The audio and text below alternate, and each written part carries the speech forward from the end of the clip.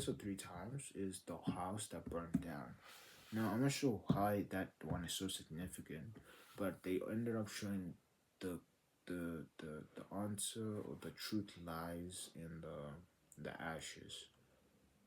What's that supposed to mean? Why ashes? Ashes only things that can easily crumble down, you know, and they make your hand black. They leave a stain, they make a mark, and as messy as they may be, they always leave a trace. They always leave the smoke. I think I'm starting to understand that title a bit better. So, if you want to understand what I'm talking about when I'm looking at the title, when we're talking about smoke, right? Literally, what does fire leave after it's done? After it's burned something, right? What does it leave? Smoke, right? What does smoke entail there? What can you like? Can like when you see smoke, you see a smoke trail. When you see that smoke trail, you can actually see where the fire started or where that leads to, right? And now, when it emphasizes the truth lies in the ashes, even when something burns down, you can still like even let's say the smoke is gone, right? The smoke's gone. The ashes you can smell. You can smell them, and it'll be strong, right? Especially when you got something like this, which big fires and arson and shit, you can smell the ashes, right? And so even if you can't see it, you can sniff out clues, you can sniff out trails, you can sniff out marks here and there of who the arsonist may be. I'm just trying to be more direct, who the arsonist may be. And so the investigator who comes into this one is a person who specializes in a lot of crime analysis, crime scene analysis. The interesting thing about that is that the person, Gudsen, he specializes on the arson thing, which is interesting, right? And it's like you expect him to be the guy who can somehow understand the clues behind or the mindset behind an arsonist, right?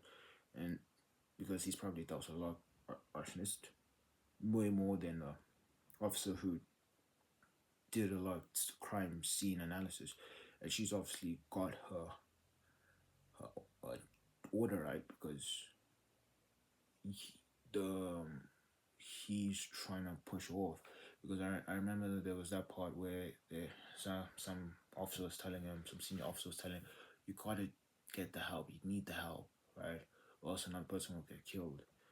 And it's just very interesting. The guy that is on the arson case is not being able to crack down the two arsonists, right? And so since he's not able to sniff out the trail, they bring in like who? The female, a black female, right? They bring her in, who's a top crime analysis or scene analysis and analyst.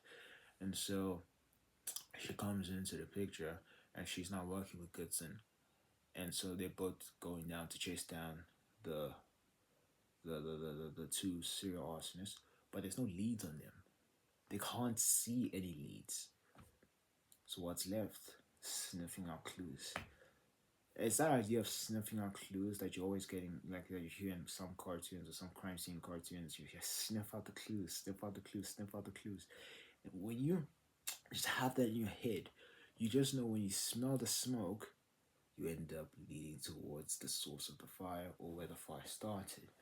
And so, she's being crime scene analysts may end up finding smelling the smoke coming from the ashes because the truth lies in the ashes, right? And so